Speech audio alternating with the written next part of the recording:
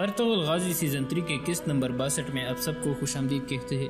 اس قسط کا آغاز اس سین سے ہوتا ہے جہاں ہیلینا اپنے کمرے میں اکیلی بیٹھی ہوئی ہوتی ہے اور کہتی ہے، یا خدا میں نے جو کچھ بھی کیا ہے وہ معصوم لوگوں کو بچانے کے لیے کیا ہے، یا خدا میری مدد کر اور مجھے ویسولیس کے ظلم سے بچا لے۔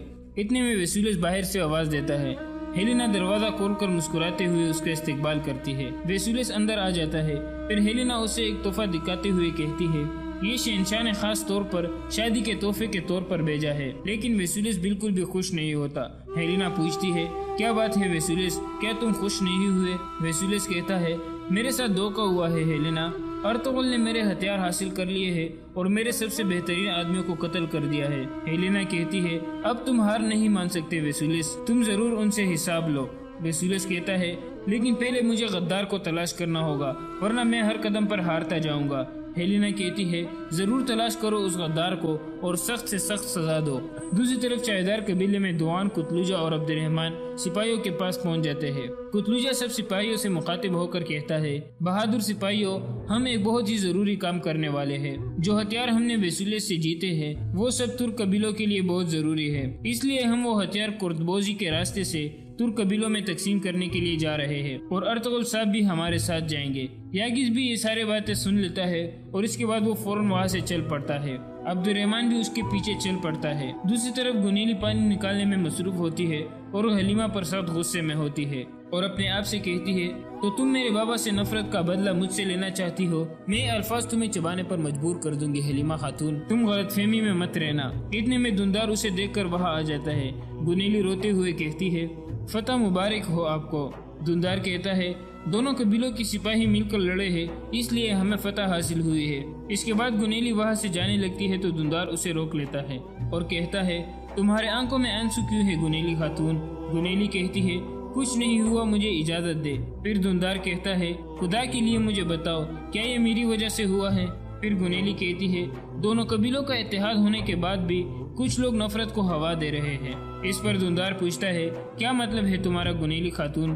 گنیلی کہتی ہے، میرے بابا جاندار صاحب کے بہت وفادار تھے اور ان کے فوت ہونے کے بعد وہ اورال صاحب کے قریب ہو گئے ہیں، صرف اسی وجہ سے وہ میرے بابا کو نفرت کا نشانہ بنا رہے ہیں۔ یہ صحیح نہیں ہے اور اب میرے بابا کی وجہ سے مجھے بھی نشانہ بنا رہے ہیں۔ دندار کہتا ہے، انہیں پرانے زخموں کو نہیں کریدنا چاہیے۔ کس نے کیا ہے ایسا؟ گنیلی کہتی ہے، حلیمہ خاتون۔ یہ کہہ کر وہ وہاں سے چلی جاتی ہے۔ دوسری طرف الیار کہتا ہے، ویسولیس صرف اورال تک محدود نہیں رہے گا بلکہ وہ اورال کے ذریعے دوسرے قبیلوں کو بھی اپنے ساتھ کرے گا۔ اس پر ارطغرل کہتا ہے، ہمیں دوسرے قبیلوں پر بھی نظر رکھنی ہوگی اور ایسا ہونے سے روکنا پڑے گا۔ الیار کہتا ہے، ہمارے کچھ وفادار لوگ ہیں جو مخالف قبیلوں کے سرداروں میں موجود ہیں، میں ان سے رابطہ کرتا ہوں۔ اتنے میں عبد الرحمن اندر آ کر بتاتا ہے، غدار یاگز پہلے اجار کے خیمے میں گیا اور پھر وہاں سے روانہ ہو گیا۔ یہ سن کر ارطغرل کہتا ہے، اب اگلا کام ہمارا ہے الیار بھائی، اب مجھے اجازت دیجیے۔ پھر وہ دونوں گلے ملتے ہیں اور ارطغرل اپنے سپاہیوں کے ساتھ واپس قبیلے کی طرف روانہ ہو جاتا ہے۔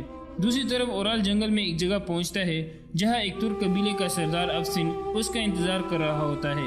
وہ دونوں پرجوشی سے ملتے ہیں۔ پھر سردار افسن کہتا ہے، ارطغرل کا دماغ خراب ہو گیا ہے، وہ اپنی غیر یقینی امیدوں کی وجہ سے ہم سب کو مروا دے گا۔ اورال کہتا ہے، میں بھی یہی سوچ رہا ہوں، ہم اسے ایسا نہیں کرنے دے سکتے۔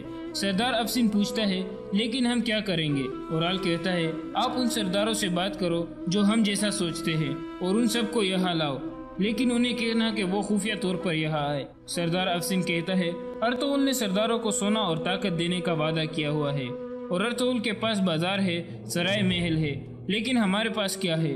یہ سن کر اورال سونوں کی سکوں کی ایک پوٹلی نکال کر لے آتا ہے اور اسے افسن کو دیتے ہوئے کہتا ہے، ہمارے پاس کافی سونا ہے جس کی چمک میں ترک سردار کھو جائیں گے، تم پریشان مت ہو۔ اتنے میں یاگز وہاں پہنچ جاتا ہے اور اورال کو کہتا ہے، مجھے اجار صاحب نے بھیجا ہے، میں آپ کے لیے ایک اہم خبر لایا ہوں۔ الیار اور ارطغرل ویسولیس والے ہتھیار دوسرے ترک قبیلوں میں تقسیم کرنے جا رہے ہیں۔ وہ کرد بوگزی والے راستے سے جائیں گے اور اس قافلے کی سربراہی ارطغرل کرے گا۔ یہ سن کر اورال خوش ہو جاتا ہے اور کہتا ہے، بہت اچھے یاگز الف۔ پھر یاگز وہاں سے چلا جاتا ہے۔ اس کے بعد رات کا وقت ہو جاتا ہے۔ ارطغرل اپنے ساتھیوں کے ساتھ کھانا کھانے میں مصروف ہوتا ہے، لیکن بامسی بہت مایوس ہوتا ہے اور صحیح طرح کھانا نہیں کھاتا۔ ترگت اور عبد الرحمن اسے اس کی پسندیدہ چیزیں اٹھا کر دیتے ہیں لیکن وہ انکار کر دیتا ہے۔ پھر ارطغرل کہتا ہے کل ہم کافروں کے خلاف جنگ لڑنے جا رہے ہیں بامسی۔ یہ سن کر بامسی خوش ہو جاتا ہے اور کہتا ہے یہ چیز مجھے پسند ہے، میں کافروں سے اپنا انتقام لینا چاہتا ہوں۔ پھر ترگت کہتا ہے تو ان کافروں سے لڑنے کے لیے کہو بامسی، تاکہ تمہارے اندر طاقت آ سکے۔ پھر بامسی جوش سے کہنے لگتا ہے اور کہتا ہے میں اس تیو کو بھی ایسے ہی چبا ڈالوں گا۔ دوسری طرف حلیمہ ہائمہ خاتون کو کہتی ہے میں خوفزدہ ہوں کہ دندار غلط راستے پر جا رہا ہے اور مجھے ڈر ہے کہ کہیں گنیلی کے پیار میں وہ اندھا نہ ہو جائے۔ ہائمہ خاتون کہتی ہے وہ ایک سردار کا بیٹا ہے حلیمہ، اب وہ بڑا ہو چکا ہے اور ایک ذمہ دار آدمی ہے۔ حلیمہ کہتی ہے تو پھر اس نے ٹریننگ ایریا میں اپنے ہی آدمیوں پر ہاتھ کیوں اٹھایا تھا؟ یہ سن کر ہائمہ خاتون غصے میں آ جاتی ہے اور کہتی ہے ہوش میں آؤ حلیمہ، یہ باتیں تم اس لڑکی کے نفرت میں کر رہی ہو۔ بے شک اجار اورال کا خاص آدمی ہے، لیکن اس کے کاموں کا ذمہ دار ہم گنیلی کو نہیں ٹھہرا سکتے۔ دوسری طرف چائے قبیلے میں گنیلی بھی اپنے والد کے ساتھ شام کا کھانا کھا رہی ہوتی ہے۔ اس دوران اجار کہتا ہے جب سے تمہاری والدہ فوت ہوئی ہے میرا خیال تم رکھ رہی ہو، لیکن ایک وقت آئے گا جب تمہیں بھی جانا ہوگا۔ کیا دندار تمہیں پسند کرتا ہے؟ گنیلی کہتی ہے وہ تو کرتا ہے، لیکن فیصلہ آپ کا ہے بابا۔ اجار کہتا ہے کئی قبیلے والوں پر اعتماد مت کرو، دندار کو تمہارے پیار میں پڑنے دو، لیکن تم اس کی محبت میں گرفتار مت ہونا۔ اگر ضرورت پڑی تو ہم قلعے کو اندر سے فتح کر لیں گے، ہمیں ان کے بارے میں معلومات رکھنی ہوگی۔ گنیلی کہتی ہے آپ پریشان مت ہو بابا، میں آپ کے لیے اور اس قبیلے کے لیے کچھ بھی کرنے کو تیار ہوں۔ دوسری طرف کارا جیسر میں اورال ویسولیس کے پاس پہنچتا ہے۔ ویسولیس پوچھتا ہے تو تم سردار افسن سے مل آئے ہو؟ اورال کہتا ہے مجھے کافی اچھا جواب ملا ہے، کل میں مزید سرداروں سے ملنے والا ہوں، پالیار بہت جلد میرے جال میں پھنس جائے گا۔ پھر اورال بیٹھ کر کھانا کھانے لگتا ہے اور کہتا ہے مجھے پتا چلا ہے کہ ارطغرل وہ ہتھیار کہاں لے کر جا رہا ہے جو اس نے تم سے چوری کیے تھے، وہ ان کو اپنے وفادار ترک سرداروں میں بانٹنے والا ہے۔ ویسولیس حیران ہو کر کہتا ہے وہ میرے قلعے پر حملہ کرنے کی تیاری کر رہے ہیں۔ اورال کہتا ہے کل ان کا قافلہ چائے قبیلے سے نکلے گا اور کردبوزی والے راستے سے گزرے گا اور اس قافلے کی سربراہی ارطغرل کرے گا۔ ویسولیس کچھ سوچنے لگتا ہے، پھر اورال کہتا ہے ہیلینا کے بارے میں نے جو کہا تھا اس بارے میں غور کرو ویسولیس۔ ویسولیس پوچھتا ہے کیا یہ بات یہاں کسی اور کو بھی پتا ہے؟ اورال کہتا ہے نہیں۔ ویسولیس کہتا ہے تو پھر میں ہیلینا کو اس بارے میں بتاتا ہوں۔ دوسری طرف کائی قبیلے میں ارطغرل رات کو اپنے خیمے میں جاتا ہے۔ اس دوران وہ حلیمہ کا لٹکا ہوا چہرہ دیکھ کر پوچھتا ہے کیا بات ہے حلیمہ سلطان، تم کافی پریشان لگ رہی ہو۔ پھر حلیمہ اسے بتاتی ہے کہ دندار ایک لڑکی کی محبت میں گرفتار ہو گیا ہے، اس کا نام گنیلی ہے، لیکن وہ اورال کے سب سے خاص آدمی اجار کی بیٹی ہے۔ یہ سن کر ارطغرل مسکرانے لگتا ہے اور کہتا ہے تم ایک اور سلجان خاتون کو یہاں نہیں لانا چاہتی۔ حلیمہ کہتی ہے میں خوفزدہ ہوں، مجھے سمجھ نہیں آ رہی کہ کیا ہو رہا ہے، مجھے ڈر ہے کہ دونوں قبیلوں کے اتحاد کو کوئی نقصان نہ پہنچے۔ ارطغرل کہتا ہے اگر ایک عورت دونوں قبیلوں کے درمیان اتحاد تباہ کرنے میں کامیاب ہو گئی تو اس کا مطلب ہوگا کہ نہ ہی وہ دونوں قبیلے ٹیکتے اور نہ ہی ان کا بھائی چارہ ٹیکتا، اس لیے تم اس بارے میں پریشان مت ہو۔ دوسری طرف ہیلینا سونے کی تیاری کر رہی ہوتی ہے کہ اتنے میں ویسولیس اسے باہر سے آواز دیتا ہے۔ ہیلینا بہت پریشان ہو جاتی ہے اور ڈرتے ڈرتے دروازہ کھول کر اچھے موڈ میں اسے خوش آمدید کہتی ہے۔ ویسولیس اندر آ کر اس کا ہاتھ چومتا ہے اور کہتا ہے میں تمہارا ہاتھ چوم کر تمہیں شب بخیر کہنے آیا تھا۔ ہیلینا کہتی ہے کافی خوش لگ رہے ہو، کیا بات ہے؟ ویسولیس کہتا ہے آخر کار میں وہ ہتھیار واپس لے لوں گا جو ترکوں نے مجھ سے چوری کیے تھے، میں کرد بوزی والے راستے پر ان کے لیے جال بچھاؤں گا، ارطغرل بھی وہی ہوگا، اس لیے میں اپنے آدمیوں کا بھی بدلہ لے لوں گا۔ ہیلینا کہتی ہے فتح مبارک ہو ویسولیس۔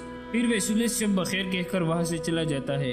اس کے جانے کے بعد ہیلینا بہت پریشان ہو جاتی ہے اور کہتی ہے بامسی ارطغرل خدا تمہاری حفاظت کرے۔ دوسری طرف چولپن اپنے والد کے لیے رو رہی ہوتی ہے۔ اتنے میں اورال آتا ہے اور کہتا ہے جب میں ارطغرل کے ساتھ قید تھا تو میں نے ایک قسم کھائی تھی، جب تک میں اپنے بابا اور اپنے بچے کا بدلہ نہ لے لوں تب تک میں ایک بھی آنسو نہیں بہاؤں گا۔ اس پر چولپن کہتی ہے تو پھر میں بھی تب تک آنسو نہیں بہاؤں گی جب تک ارطغرل کا بچہ مر نہیں جاتا اور آپ میرے بابا کا انتقام نہیں لے لیتے۔ اورال کہتا ہے تو پھر تم ہیلینا کی ہر قدم اور ہر سانس پر نظر رکھو اور اپنے بابا کے انتقام کا طریقہ ڈھونڈو اور میں ارطغرل کو دیکھ لوں گا۔ دوسری طرف ویسولیس تیو کو اپنے پاس بلا کر کہتا ہے ہم اپنے ہتھیار واپس لے لیں گے تیو۔ تیو کہتا ہے یہ سن کر مجھے بہت خوشی ہوئی، میں امید کرتا ہوں کہ یہ ایک اور جال نہیں ہوگا۔ ویسولیس کہتا ہے یہ معلومات مجھے اورال نے دی ہے، میرے اور تمہارے علاوہ یہ بات صرف ہیلینا جانتی ہے۔ تیو پوچھتا ہے ہیلینا کیوں؟ ویسولیس کہتا ہے میں پتہ لگانا چاہتا ہوں کہ کیا وہ ارطغرل کے لیے تو کام نہیں کرتی۔ تیو کہتا ہے وہ آپ کو اور ہمارے شہنشاہ کو کیوں دھوکہ دے گی؟ ویسیلس کہتا ہے اگر ارطغرل یہ سمجھتا ہے کہ میں نے ہیلینا کے باپ کو قتل کیا تھا تو پھر وہ کچھ بھی کر سکتی ہے۔ تیو کہتا ہے تو اس کا مطلب ہے کہ آپ مجھے ایک جال کی طرف بھیج رہے ہو۔ ویسیلس کہتا ہے نہیں، ارطغرل سمجھتا ہے کہ اس نے ہمارے لیے ایک جال بچھایا ہے، لیکن اصل جال تم اس کے لیے بچھاؤ گے۔ پھر ویسیلس اپنے کمانڈر کو اندر بلاتا ہے اور کہتا ہے ہیلینا پر نظر رکھو، اس کے پیچھے اپنے آدمی لگا دو، وہ کسے ملتی ہے اور کس سے بات کرتی ہے، میں ہر چیز کے بارے میں جاننا چاہتا ہوں۔ دوسری طرف کئی قبیلے میں ارطغرل ابن العربی کے پاس پہنچتا ہے۔ ابن العربی اسے حضرت محمد صلی اللہ علیہ وسلم کے بارے میں ایک واقعہ سناتے ہیں جب انہوں نے مکہ سے مدینے کی طرف ہجرت کی تھی اور کافروں نے ان کو مارنے کے لیے ایک جال بچھایا تھا، لیکن اللہ کی مدد سے وہ ان کی نظروں سے غائب ہو گئے تھے اور کافر اپنے مقصد میں ناکام ہو گئے تھے۔ پھر ابن العربی کہتے ہیں بے شک اللہ سب سے بہترین جال بچھانے والا ہے، اور اسی کے ساتھ اس قسط کا اختتام ہو جاتا ہے۔ حضرت خالد بن ولید رضی اللہ تعالیٰ عنہ کی زندگی کے خوبصورت واقعات سیرت خالد بن ولید کی قسط نمبر 24 میں آپ سب کو خوش آمدید کہتے ہیں، جہاں ہم اس جگہ تک پہنچے تھے۔ خالد رضی اللہ تعالیٰ عنہ اور ان کے سالار دوڑ کر اپنے لشکر کو روکنے کے لیے چیخ چلا رہے تھے، لیکن مسلمان اپنی خیمہ گاہ سے خاصی دور جا کر رکے۔ مسلمہ کے کچھ آدمیوں کو خالد رضی اللہ تعالیٰ عنہ کو خیمہ مل گیا، وہ اس میں جا گھسے۔ وہاں انہیں زیادہ مال و دولت ملنے کی توقع تھی، لیکن اس خیمے میں انہیں 2 اتنے قیمتی انسان مل گئے جن کی انہیں توقع نہیں تھی۔ ایک تو ان کا اپنا سردار اور سالار مجاع تھا جو بیڑیوں میں جھگڑا ہوا تھا، اور اس کے ساتھ خالد رضی اللہ عنہ کی نئی بیوی لیلا تمیم تھی، جس کے حسن کے چرچے انہوں نے سن رکھے تھے لیکن اسے دیکھا کبھی نہیں تھا۔ مجاع کو تو انہوں نے پہچان لیا۔ لیلا کے متعلق انہیں مجاع نے بتایا کہ یہ کون ہے۔ بیک وقت 2-3 آدمی لیلا کی طرف لپکے، وہ اسے قتل کرنا یا اپنے ساتھ لے جانا چاہتے تھے۔ رک جاؤ، ان کے قیدی سردار مجاع نے حکم دیا، دشمن کے آدمیوں کے پیچھے جاؤ، ابھی عورتوں کے پیچھے پڑنے کا وقت نہیں، میں اب اس کا نہیں، یہ میری قیدی ہے۔ ان کے سردار کا حکم اتنا سخت تھا کہ وہ بڑی تیزی سے خیمے سے نکل گئے۔ انہیں اتنا بھی ہوش نہ رہا کہ اپنے سردار کی بیڑیاں ہی توڑ جاتے۔ تم نے مجھے ان آدمیوں سے کیوں بچایا ہے؟ لیلا نے مجاع سے پوچھا، کیا تم مجھے اپنا مالی غنیمت سمجھتے ہو؟ اگر تمہاری نیت یہی ہے تو کیا تمہیں یہ احساس نہیں کہ میں تمہیں قتل کر سکتی ہوں؟ تم نے میرے ساتھ جو اچھا سلوک قید کے دوران کیا ہے، میں اس کے صلے میں اپنی جان دے سکتا ہوں۔ مجاع نے کہا، خدا کی قسم، میری بیڑیاں ٹوٹ کر تمہارے پاؤں میں بچھڑ جائے تو بھی میں تمہیں مالی غنیمت یا لونڈی نہیں سمجھوں گا۔ تم نے مجھے قیدی نہیں، مہمان بنا رکھا ہے، میں نے تم پر کوئی احسان نہیں کیا۔ لیلا نے کہا، یہ مسلمانوں کی روایت ہے کہ دشمن ان کے گھر چلا جائے تو وہ اسے معزز مہمان سمجھتے ہیں۔ اگر تم میرے گھر میں ہوتے تو میں تمہیں اور زیادہ آرام پہنچا سکتی تھی۔ لیلا مجاع نے کہا، کیا تجھے ابھی احساس نہیں ہوا کہ تمہارا خاوند شکست کھا کر بھاگ گیا ہے اور تم میرے قبضے میں ہو؟ فتح اور شکست کا فیصلہ خدا کرے گا۔ لیلا نے جواب دیا، میرا خاوند اس سے زیادہ سخت چوٹیں برداشت کر سکتا ہے۔ کم فہم خاتون، مجاع نے فاتحانہ مسکراہٹ سے کہا، کیا تجھے ابھی تک احساس نہیں ہوا کہ خدا مسلمہ کے ساتھ ہے جو اس کا سچا نبی ہے؟ محمد صلی اللہ علیہ وسلم کی رسالت سچی ہوتی۔ مجاع، لیلا نے گرج کر اس کی بات وہی ختم کر دی اور بولی، اگر تو نے محمد صلی اللہ علیہ وسلم کی رسالت کے خلاف کوئی بات کی تو مجھ پر تیرا قتل فرض ہو جائے گا۔ میں دیکھ رہی ہوں کہ میرا لشکر مجھے اس خیمہ گاہ میں اکیلا چھوڑ کر بھاگ گیا ہے جہاں میرے دین کے دشمن لوٹ مار کر رہے ہیں، لیکن میرے دل پر ذرا سا بھی خوف نہیں۔ خوف اس لیے نہیں کہ مجھے اللہ پر پورا بھروسہ ہے۔ مجاع خاموش رہا اور وہ کچھ دیر نظر لیلا کے چہرے پر گاڑے رہا۔ باہر فاتح لشکر کا فاتحانہ غلغباڑا تھا، وہ مسلمانوں کے خیموں کو پاڑ کر ان کے ٹکڑے بکر رہے تھے۔ مجاع اور لیلا کو توقع تھی کہ ابھی مسلمہ کے آدمی آئیں گے اور دونوں کو ساتھ لے جائیں گے، لیکن اچانک غلغباڑ ختم ہو گیا اور لوٹ مار کرنے والے لوگ بھاگتے دوڑتے خیمہ گاہ سے نکل گئے۔ اس کی وجہ یہ تھی کہ مسلمہ کی طرف سے حکم آیا تھا کہ فوراً واپس میدان اقربہ میں پہنچو، کیونکہ مسلمہ نے دیکھ لیا تھا کہ مسلمان بڑی تیزی سے اکٹھے ہو کر منظم ہو رہے تھے۔ مسلمہ کوئی خطرہ مول نہیں لینا چاہتا تھا، وہ مسلمانوں کی شجاعت اور ان کے جذبے سے مرعوب تھا۔ مجاع اور لیلا خیمے میں اکیلے رہ گئے۔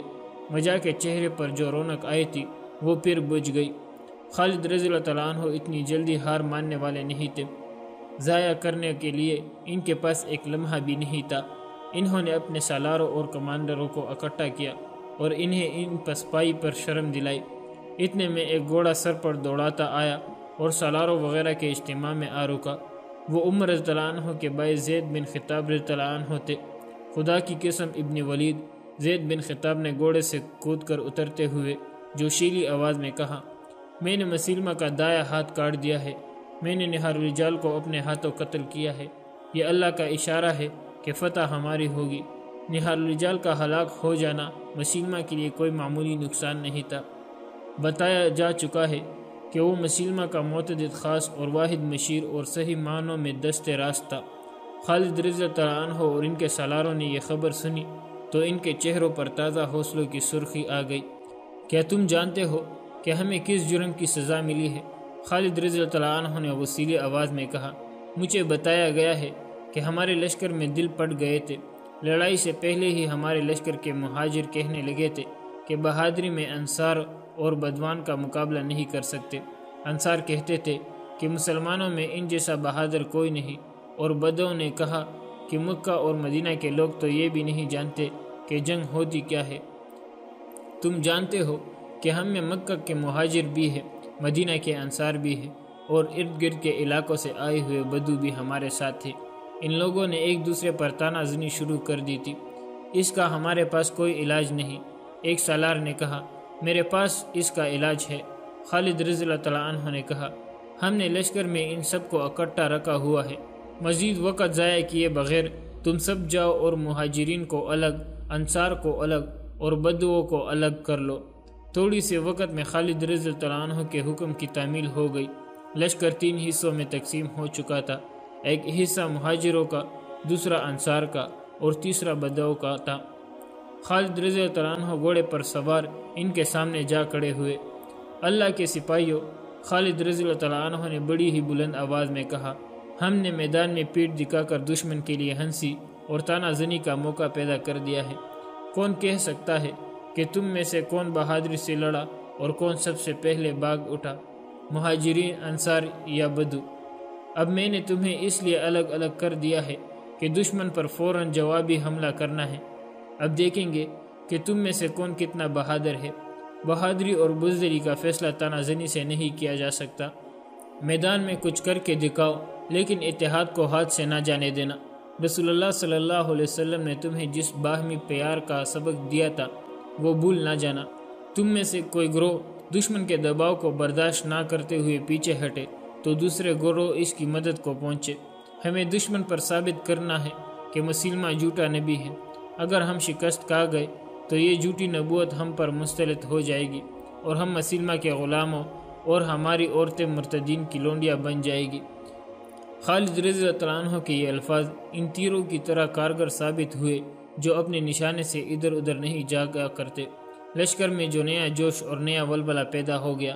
ادھر مرتدین مجاہدین کی خیمہ گاہ لوٹ کر اور تباہ کر کے جا چکے تھے، ادھر سے مسلمان اشارہ ملتے ہی مسیلمہ کے لشکر کی طرف چل پڑے۔ مسیلمہ نے اپنے لشکر کو پھر حملہ روکنے کی ترتیب میں لے لیا۔ جب مجاہدین اسلام کا لشکر مقابلے میں پہنچا تو انصار سے ایک سردار ثابت بن قیس گھوڑے کو ایڑ لگا کر لشکر کے سامنے آ گئے۔ اے اہل مدینہ، انہوں نے بلند آواز سے کہا، تم ایک شرمناک مظاہرہ کر چکے ہو۔ ثابت بن قیس نے دشمن کی طرف اشارہ کر کے کہا، اے میرے اللہ، جس کسی کی یہ لوگ عبادت کرتے ہیں میں اس پر لعنت بھیجتا ہوں۔ انہوں نے مجاہدین کی طرف منہ کر کے کہا، اے اللہ، جو بڑی مثال میرے اس لشکر نے قائم کی ہے میں اس پر بھی لعنت بھیجتا ہوں۔ اتنا کہہ کر ثابت بن قیس نے نیام سے تلوار کھینچی اور گھوڑے کا رخ دشمن کی طرف کر کے ایڑ لگا دی۔ ان کے آخری الفاظ یہ تھے، دیکھو میری تلوار دشمن کو مزہ چکھائے گی اور تمہیں ہمت اور استقلال کا نمونہ دکھائے گی۔ ثابت بن قیس نے گھوڑے کو ایڑ لگائی اور خالد رضی اللہ عنہ نے حملے کا حکم دے دیا۔ مورخ لکھتے ہیں کہ ثابت بن قیس کی تلوار ایسی شدت اور ایسی مہارت سے چل رہی تھی کہ جو ان کے سامنے آیا وہ پھر اپنے پاؤں پر کڑا نظر نہ آیا۔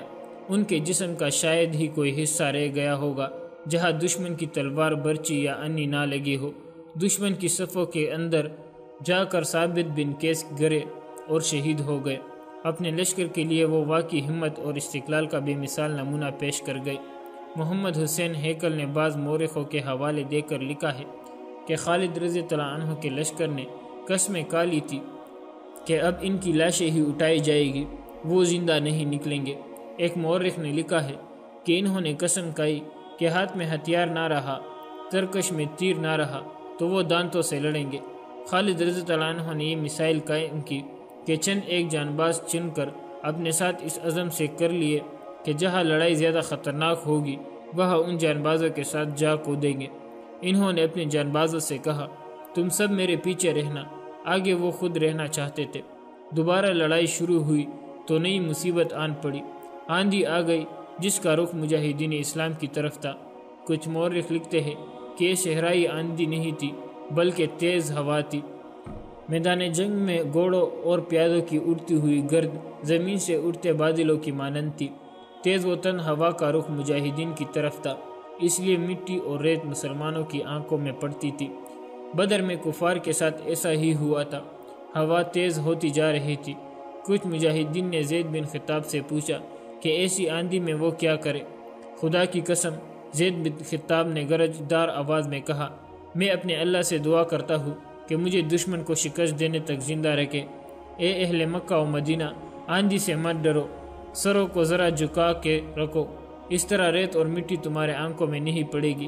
پیچھے نہ ہٹ جانا، ہمت سے کام لو، استقلال کو ہاتھ سے نہ جانے دو۔ آندھی اور طوفان تمہارا کچھ نہیں بگاڑ سکتے۔ زید بن خطاب سالار تھے۔ انہوں نے مجاہدین کے لیے یہ مثال قائم کی کہ تلوار لہراتے ہوئے دشمن پر ٹوٹ پڑے۔ ان کے دستے ان کے پیچھے گئے۔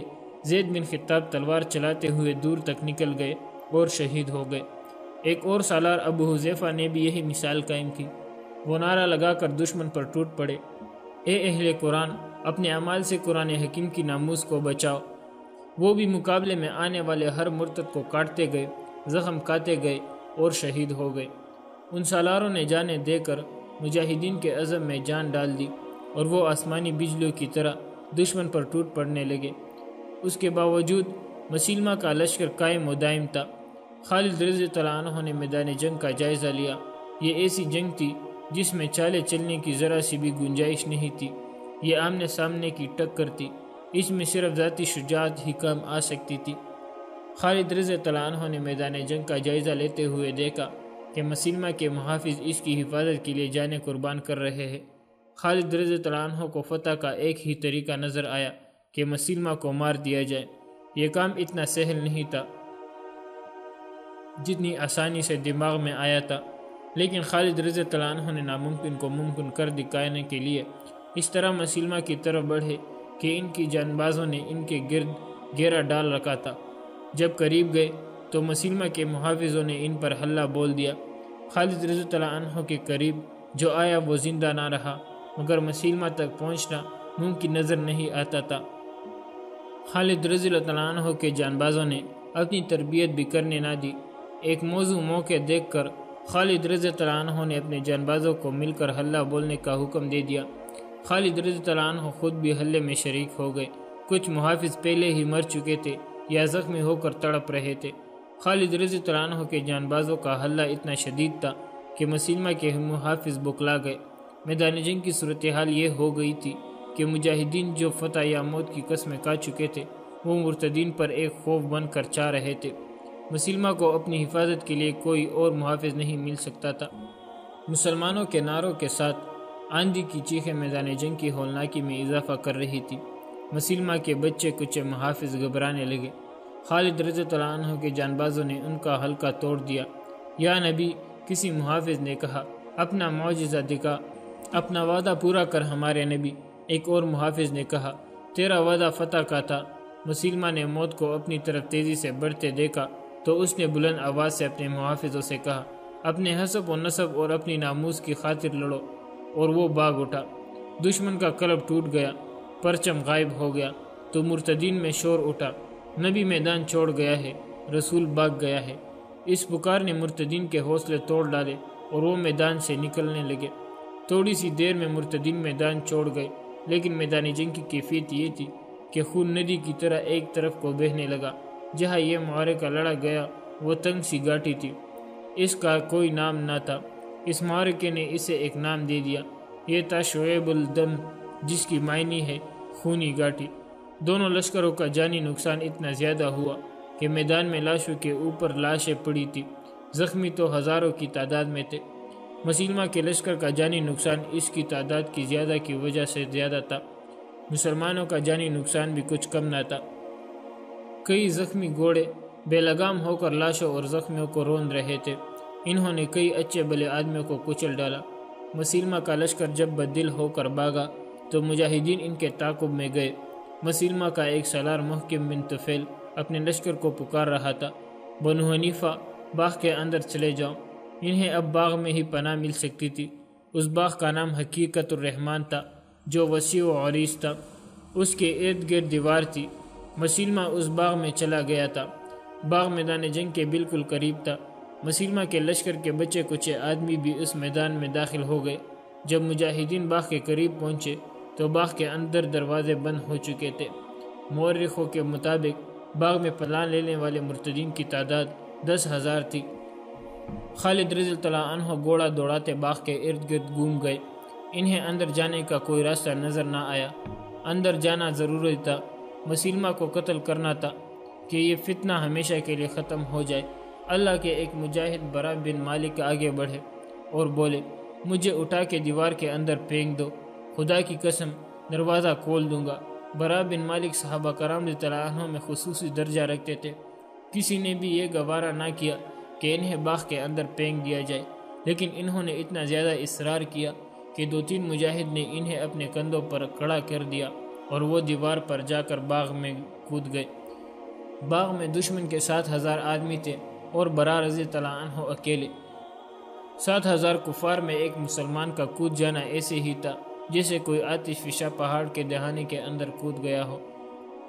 برا بن مالک رضی اللہ عنہ سراپا عاشق تھے جو آتش نمرود میں کودے تھے۔ انہوں نے باغ کا دروازہ اندر سے کھولنے کا بے حد خطرناک کام کسی کے حکم کے بغیر اپنے ذمے لے لیا تھا۔ انہوں نے دروازے کے قریب سے دیوار باندھی تھی۔ 7,000 بنو حنیفہ جو باغ کے اندر چلے گئے تھے اور جنہوں نے دروازہ بند کر لیا تھا، ابھی افراتفری کے عالم میں تھے۔ انہیں معلوم تھا کہ مسلمان ان کے تعاقب میں آ گئے ہیں اور انہوں نے باغ کو محاصرے میں لے لیا ہے، لیکن وہ یہ سوچے بھی نہیں سکتے تھے کہ کوئی مسلمان اکیلا دیوار باندھ کر اندر آنے کی جرت کر سکتا ہے۔ وہ کون ہے؟ کسی نے بڑی بلند آواز میں کہا، وہ دروازہ کھول رہا ہے، کاٹ دو اسے۔ کوئی مرتد للکارا، گردن مار دو۔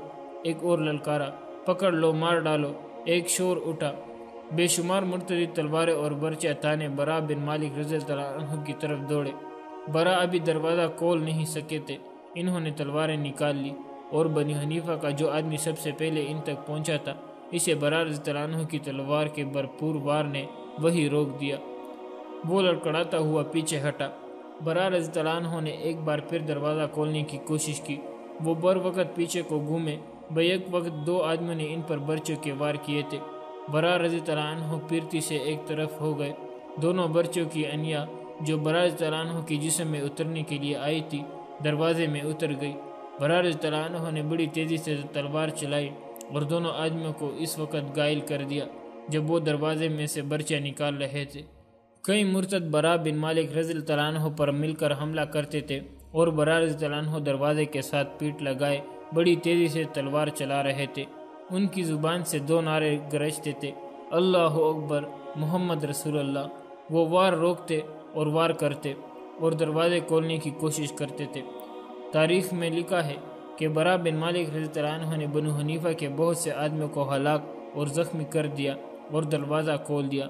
بعض مورخوں نے لکھا ہے کہ برا بن مالک رضی اللہ عنہ کے پیچھے چند اور مسلمان دیوار باندھ کر اندر چلے گئے تھے، جنہوں نے تیروں سے مرتدین کو دور رکھا اور برا بن مالک رضی اللہ عنہ نے دروازہ کھول دیا۔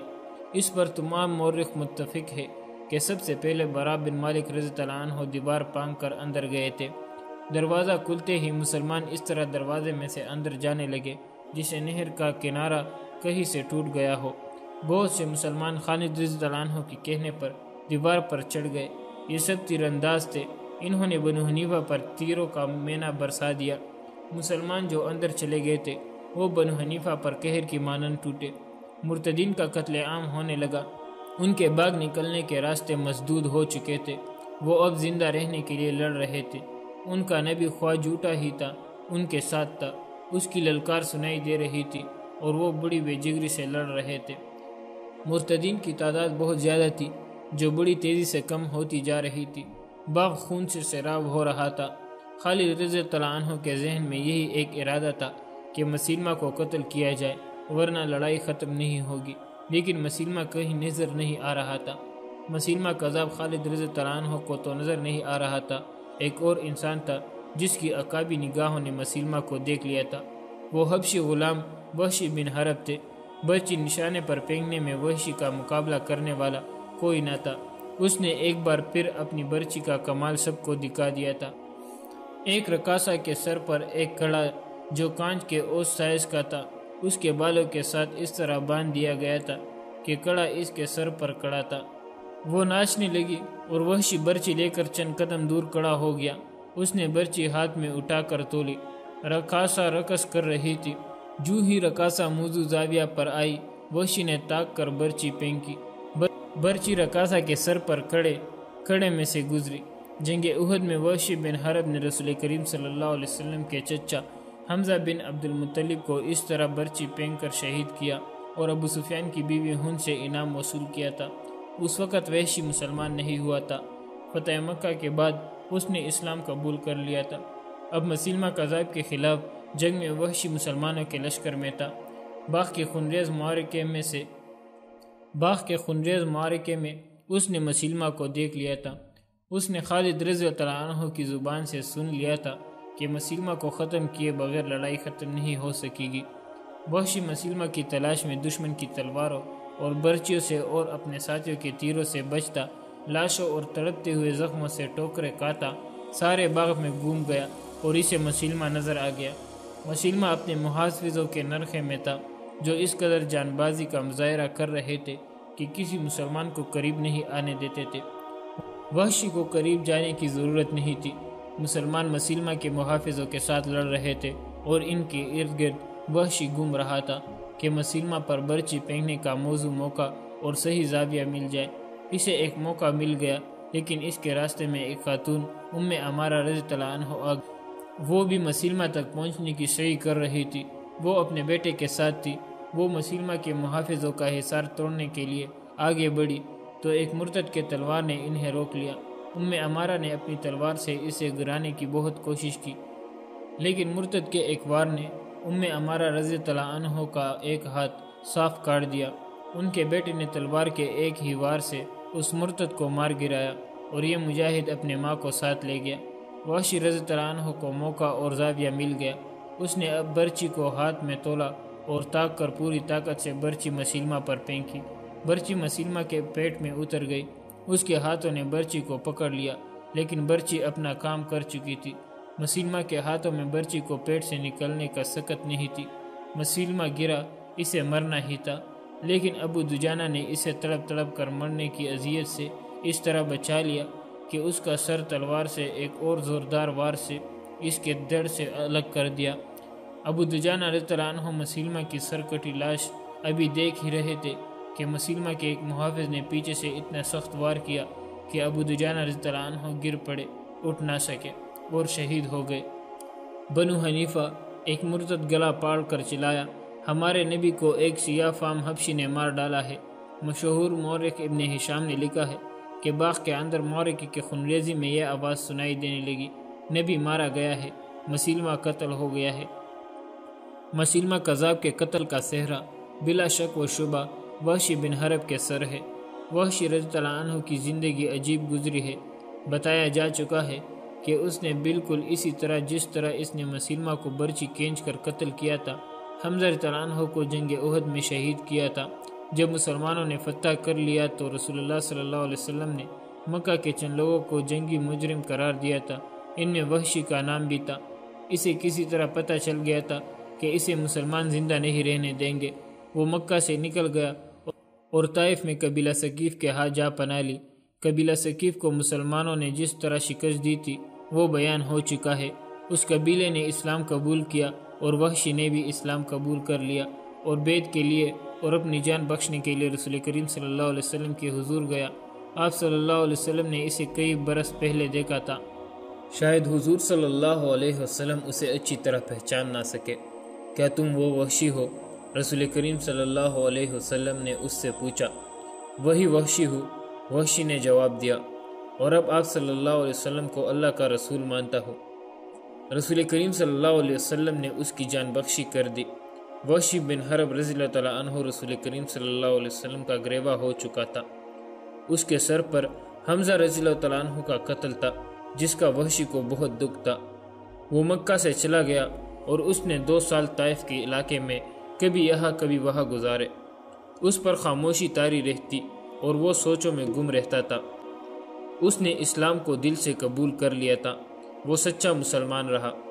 2 سال بعد اپنے بے چین ضمیر کو مطمئن کرنے کے لیے وہ اسلامی لشکر میں شامل ہو گیا اور اس نے خالد رضی اللہ تعالیٰ عنہ کے دستے میں رہنا پسند کیا۔ یمامہ کی جنگ میں اسے پتہ چل گیا کہ خالد رضی اللہ عنہ مسلمہ کو ہلاک کرنے کی کوشش میں ہے۔ یہ فرض اس نے اپنے ذمے لے لیا اور فرض پورا کر دیا۔ اس کے بعد وحشی خالد رضی اللہ عنہ کے دستوں میں رہا اور کئی لڑائیوں میں اس نے بہادری کے جوہر دکھائے۔ شام کی فتح کے بعد وہ اسلامی لشکر سے الگ ہو کر حمص میں گوشہ نشین ہو گیا۔ مورخوں نے لکھا ہے کہ اسے معلوم ہوتا تھا جسے حمزہ رضی اللہ عنہ کا قتل بہت بڑا گناہ بن کر اس کے زمین پر سوار ہو گیا ہو۔ اس نے شراب نوشی شروع کر دی، جو عیاشی نہیں تھی بلکہ وہ اپنے آپ کو فراموش کر کے الگ پڑا رہتا تھا۔ حضرت عمر رضی اللہ عنہ نے اپنے دور خلافت میں اسے شراب نوشی کے جرم میں 80 کوڑوں کی سزا دی تھی، جس کا اس پر کوئی اثر نہیں ہوا تھا۔ وہ شراب پیتا رہا۔ زندگی کے آخری دنوں میں اسے ایسی شہرت ملی کہ لوگ اسے عقیدت سے ملتے تھے، مگر وہ ہوش میں کم ہی ہوتا۔ جب کبھی ہوش میں ہوتا تو لوگوں کو حمزہ رضی اللہ عنہ اور مسلمہ کے قتل کے واقعات سناتا۔ لوگ اس سے یہی واقعات سننے کے لیے جاتے تھے۔ اس نے کئی بار اپنی برچی ہاتھ میں لے کر کہا، میں جب مسلمان نہیں تھا تو اس برچی سے میں نے ایک بہت ہی اچھے آدمی کو قتل کیا تھا، اور میں مسلمان ہوا تو اس برچی سے ایک بہت ہی برے آدمی کو قتل کیا۔ قربان جائے اللہ کی رحمت پہ، رسول کریم صلی اللہ علیہ وسلم کی رحمت پہ، اور وحشی رضی اللہ عنہ کے عشق و ایمان کی عظمت پہ۔ عمارہ رضی اللہ عنہ ایک عظیم خاتون تھی۔ جنگ احد میں ان مسلمان عورتوں کے ساتھ تھی جو زخمیوں کی مرہم پٹی اور دیکھ بھال کے لیے اپنے لشکر کے ساتھ گئی تھی۔